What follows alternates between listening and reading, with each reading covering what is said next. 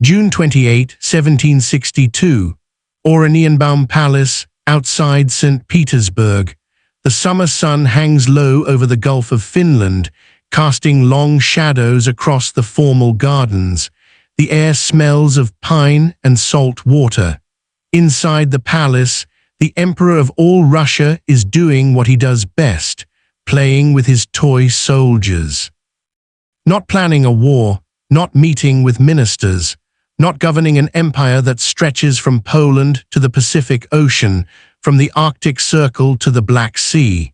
He's arranging tiny figurines on a cardboard fortress, inspecting their uniforms, adjusting their formation. He's 34 years old. He's been emperor for barely 6 months, and he has absolutely no idea that his wife is about to steal his crown. 30 miles away, in the barracks of the Imperial Guard, Catherine is putting on a uniform, his uniform, the Prussian-style one he loves so much. She's mounting a horse. She's riding to the capital, and within hours she will be Empress of Russia, while Peter sits in his palace, still playing with his soldiers, completely oblivious to the revolution unfolding around him. But here's the thing, Peter I wasn't stupid. He wasn't evil. He was just different, an awkward, emotionally stunted, profoundly German man who had been dropped into the middle of the Russian court like a fish on a trampoline. He loved Prussian military drills. He loved toy soldiers. He loved his pet dogs and his pet mice. He once had a mouse court-martialed and executed for eating 2 of his starch-made guardsmen. He played with dolls on his wedding night. He fried mice and served them to guests. He wore boots so high that he couldn't bend his knees. And then there was the fried mouse incident, but we'll get to that. Prepare yourselves, friends. We are traveling to Imperial Russia. We are bringing therapists, historians, and a very large net. Because this is a story about the strangest emperor who ever ruled Russia and the wife who destroyed him. Before Peter became the emperor who preferred toy soldiers to real power, before he fried mice and wore Prussian uniforms, before his wife stole his crown and probably had him murdered, he was just a boy with a very tragic childhood. A childhood that would shape him into the man he became, awkward, emotionally stunted, and completely incapable of ruling an empire. The birth. He was born Karl Peter Ulrich von Schleswig-Holstein-Gottorp on February 21, 1728, in the city of Kiel, in the Duchy of Holstein, in what is now northern Germany. His father was Charles Frederick, Duke of Holstein-Gottorp, a minor German nobleman with big ambitions. His mother was Anna Petrovna, the eldest daughter of Peter the Great, the most famous and terrifying emperor in Russian history. That made Karl Peter Ulrich the grandson of Peter the Great himself, and that bloodline would change his life forever. But here's where the tragedy begins. When Peter was just 3 months old, his mother died. She had caught a cold while watching a fireworks display celebrating his birth, a cold that turned into pneumonia. She was 20 years old. Her son would never know her. He would grow up with only a portrait of the mother he never met, staring at her face across the years. Peter's father, Charles Frederick, was a weak, ineffectual man who was obsessed with his own ambition. He wanted to reclaim the Duchy of Schleswig from Denmark. He spent his life scheming and plotting, and he had no interest in his son. Young Peter was raised by tutors, not loving parents. According to the chronicles, these tutors did not have high moral qualities and repeatedly cruelly punished the child. Peter was beaten, he was humiliated, he was locked in closets, he was made to stand in corners for hours. He grew up nervous, fearful, and deeply scarred. He never learned to trust anyone. He never learned to love anyone. He retreated into a world of fantasy where he could control everything, where his toy soldiers always obeyed, where his cardboard fortresses never fell, where he was safe. The orphan. When Peter was 11 years old, his father died. He was an orphan before he was a teenager. His father's death left him the Duke of Holstein-Gottorp, a tiny German duchy with big problems. The Danes were pressing for control of Schleswig. The Swedes were circling, and young Peter was completely alone. He was also, by all accounts, a strange child. He was thin, sickly, and physically weak. He had a nervous twitch. He couldn't make eye contact with people. He was obsessed with military things, but not real battles, only the fantasy of battles. He loved uniforms. He loved drill. He loved the order and discipline of military life. And he was absolutely terrified of real people. One story from his childhood says that when his teachers tried to make him sing in public, he would break down in tears. He was so painfully shy that he couldn't stand being watched. Yet he was also deeply stubborn. When he didn't want to do something, nobody could make him do it. He would throw tantrums, scream, and hide in his room. He was, in many ways, a traumatized child who had never been allowed to grow up. The Russian connection. Then, in 1742, everything changed. His aunt, Empress Elizabeth of Russia, the daughter of Peter the Great, the woman who had seized the throne in a palace coup, decided she needed an heir. Elizabeth had no children. She was getting older, and she hated her nephew, the grandson of Peter the Great's half-brother, who she believed was an idiot. She knew that Peter the Great had a grandson, the only surviving male descendant of the great emperor. He was living in Holstein, alone and forgotten. She sent for him. Imagine being a German teenager, suddenly dumped into the most extravagant court in Europe. You don't speak the language properly. You don't understand the culture. You're surrounded by people who hate you because you're foreign. And your aunt, the Empress, the most powerful woman in Russia, is constantly watching, waiting for you to screw up. Peter was terrified, and he had no idea how to act. He had spent his entire life in the shadows. Now he was the center of attention, and he didn't know how to handle it. The conversion. Elizabeth insisted that Peter convert to Russian Orthodox Christianity. He was baptized as Pyotr Fyodorovich. He was declared heir to the Russian throne. He was given the title of Grand Duke, and he was immediately thrust into a world of intrigue, backstabbing, and political maneuvering. Peter hated it. He hated the Orthodox Church. He hated the Russian court. He hated the Russian people. He was a Lutheran at heart, and he never forgave Elizabeth for forcing him to convert. He secretly continued to pray in German. He made fun of Orthodox rituals. He mocked Russian priests. He even, according to some sources, told his wife, "I will soon tear down all these icons and turn them into horseshoe nails." The Russian clergy never forgot it, and when Peter became emperor, they would be among his most bitter enemies. The marriage. In 1745, Peter was married to a German princess named Sophie Friederike August of Anhalt-Zerbst, who would later become Catherine the Great. She was 16, he was 17. She was brilliant, ambitious, and destined for greatness. He was Peter. The marriage was a disaster from the start. Peter was childish. He was more interested in playing with toy soldiers than in his wife. According to Catherine's memoirs, he spent his wedding night not with her, but with his dolls.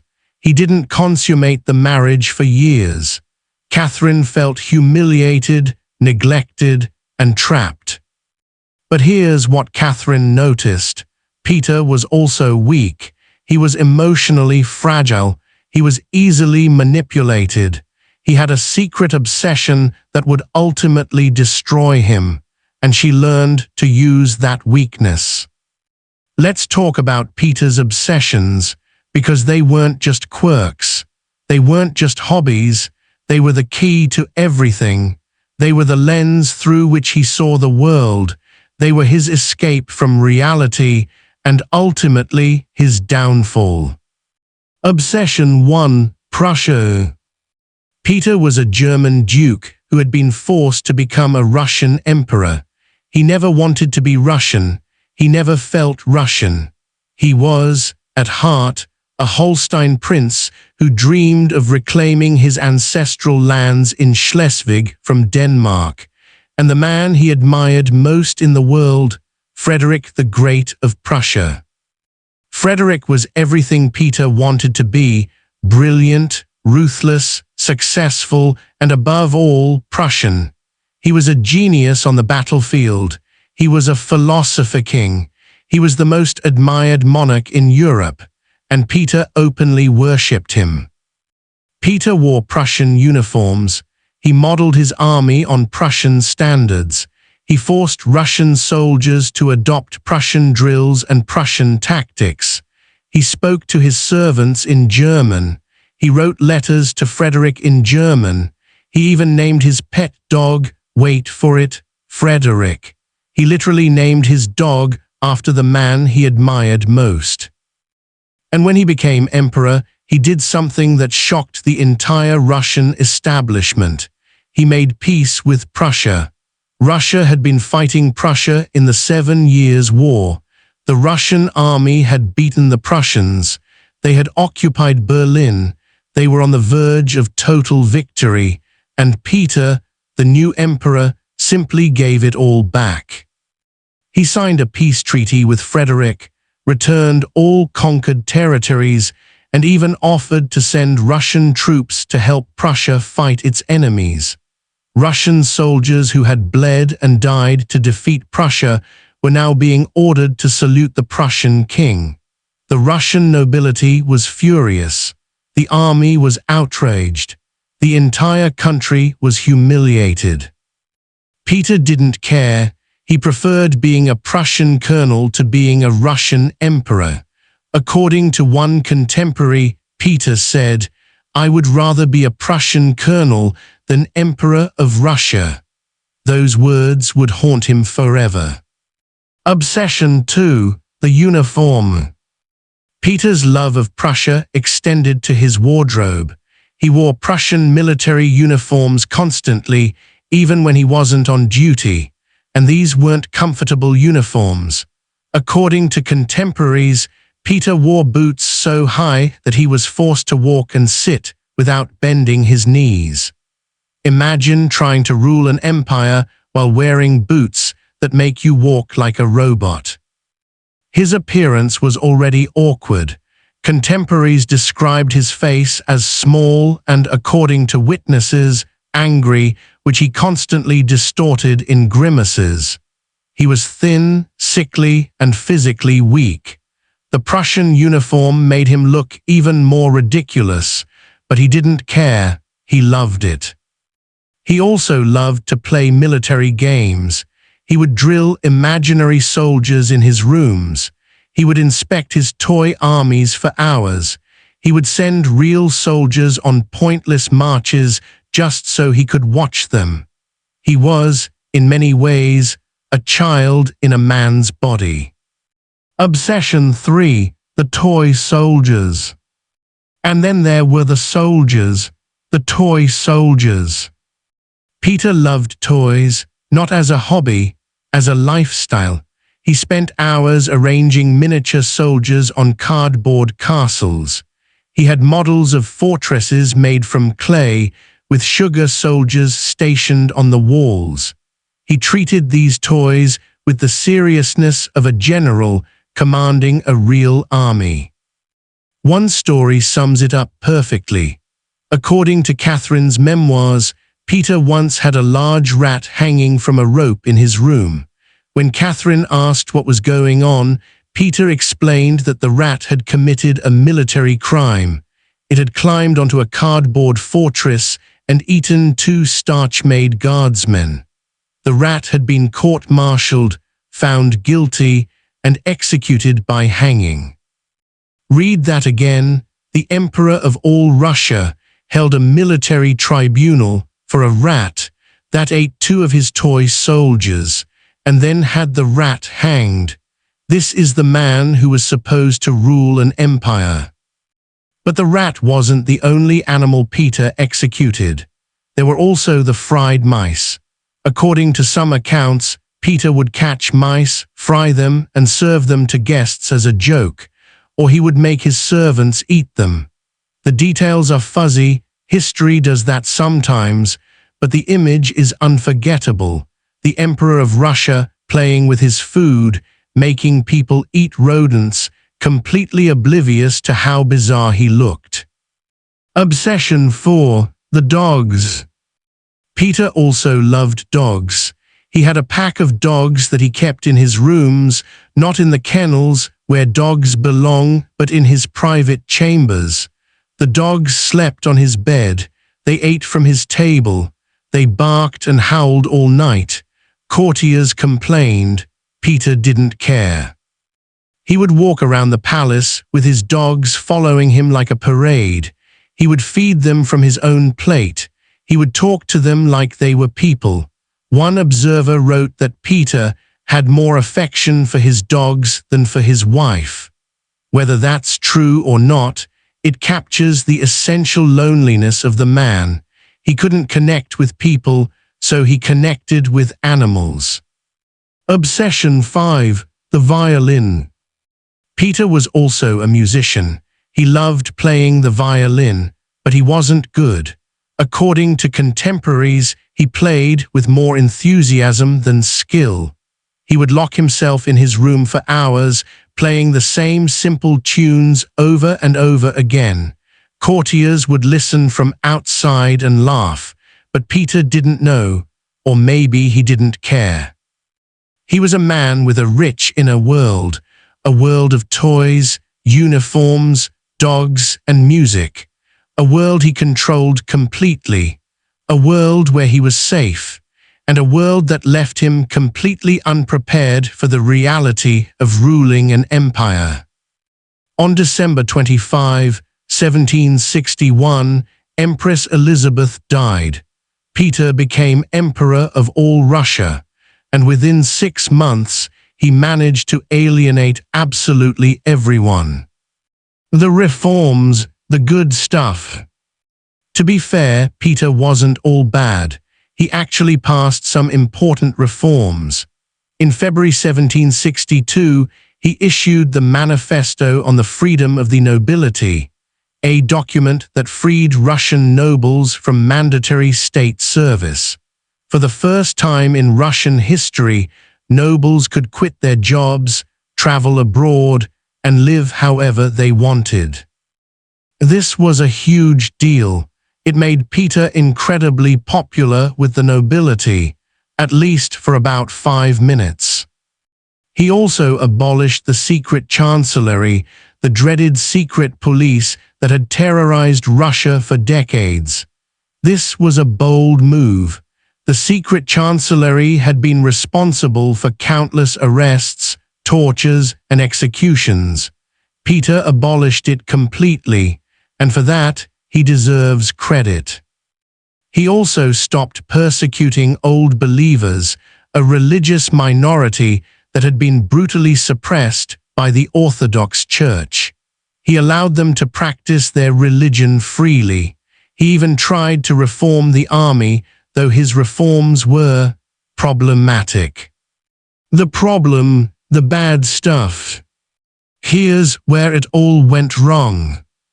First, the Church. Peter was Lutheran, not Orthodox. He treated the Russian Orthodox Church with contempt. He announced plans to secularize church lands. He talked about reforming church rituals and banning icons. He even ordered Orthodox priests to shave their beards and wear German-style clothes. The clergy hated him. Second, the army. Peter tried to force the Russian army to adopt Prussian uniforms and Prussian drill standards.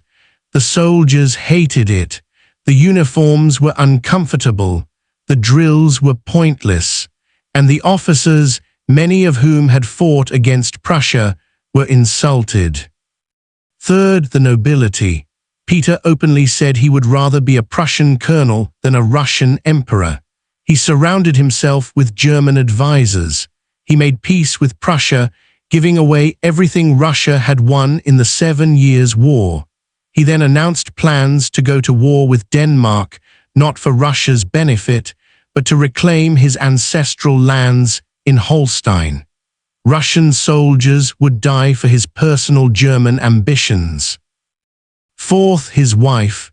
Peter openly hated Catherine. He threatened to divorce her. He planned to send her to a monastery. He even took a mistress, a woman he planned to marry after divorcing Catherine. Catherine knew she had to act, or she would be destroyed. The mistress. Peter's mistress was a woman named Elizabeth Vorontsova. She was plain-faced, overweight, and not very bright. But she was devoted to Peter, and she was everything Catherine wasn't. She was simple, she was loyal, she didn't challenge him, she didn't make him feel inferior. Peter showered Vorontsova with gifts. He gave her apartments in the palace. He took her to official functions. He told everyone he would divorce Catherine and marry Vorontsova. Catherine was humiliated. She was also terrified. If Peter divorced her, she would be sent to a monastery. She would lose her children. She would lose her power. She would lose everything. So Catherine began to plan. Catherine had been preparing for this moment for years. She had cultivated allies in the army, in the church, and in the nobility. She had built a network of supporters who believed that Russia needed a leader, and that Peter was not that leader. The allies. Catherine's most important ally was Grigory Orlov. Orlov was a guards officer, handsome, charismatic, and deeply ambitious. He was also Catherine's lover. Together, they had built a conspiracy that would eventually destroy Peter. Orlov's brothers, Alexei and Fyodor, were also part of the conspiracy. Alexei was the most dangerous, a brute, a heavy drinker, and completely loyal to Catherine. Fyodor was more cautious, but equally committed to the cause. The Orlovs recruited other guards officers. They spread rumors about Peter's incompetence. They warned that Peter was going to send the army to Denmark to fight a pointless war for his German ambitions. They promised that Catherine would end the war, restore Russian dignity, and protect the army from humiliation. By June 1762, the conspiracy was ready, but Peter had no idea. The coup. On the night of June 27, 1762, Peter was at Oranienbaum, his seaside palace. He was preparing to leave for a military campaign against Denmark. He was relaxed. He was confident. He had no idea that his wife was about to destroy him. Catherine, meanwhile, was in St. Petersburg. She had been planning this for months. With the help of the Orlov brothers and a network of disaffected guards officers, she assembled the conspiracy. On the morning of June 28, Catherine rode to the barracks of the Izmailovsky regiment. She was dressed in a guardsman's uniform, Prussian style, the kind Peter loved. The soldiers cheered. They swore allegiance to her. She rode to the Kazan Cathedral, where she was proclaimed Empress of all Russia. Peter was still in Oranienbaum, playing with his toys. The collapse. When Peter finally heard the news, he panicked. He tried to rally his supporters. Nobody came. He tried to sail to Kronstadt fortress.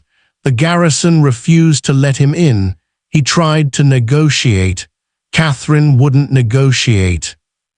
On June 29, Peter signed his abdication. He had been emperor for just 186 days. He was taken to Prussia, a small estate outside St. Petersburg, where he was placed under guard.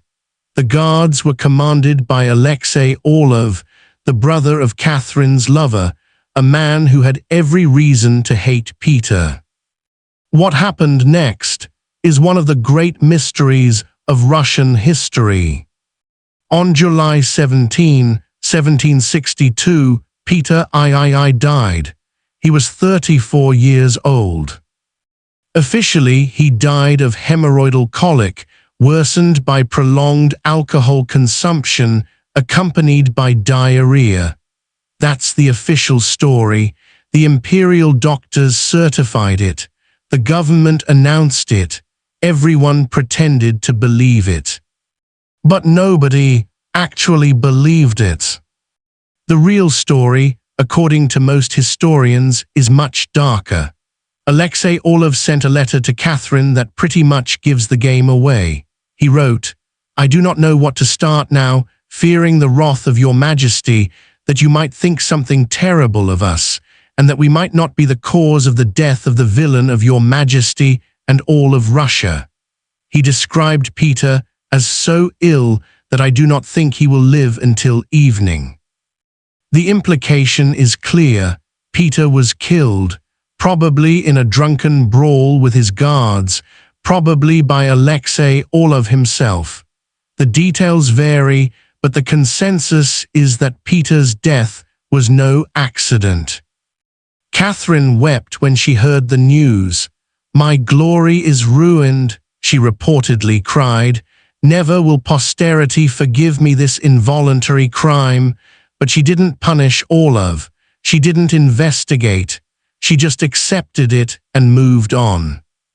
And so Peter III, the emperor who preferred toy soldiers to real power, who loved Prussia more than Russia, who had a rat court-martialed and executed, was dead. The imposters. Peter's death didn't end his legacy.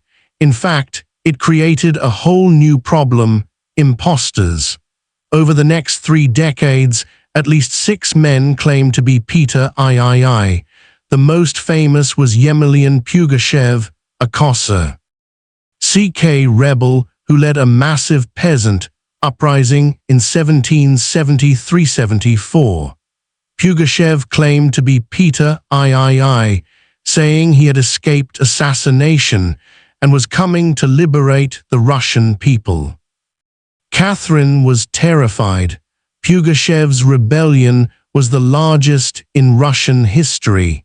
It took the Russian army 2 years to crush it, and when Pugachev was finally captured, Catherine had him executed in a public square.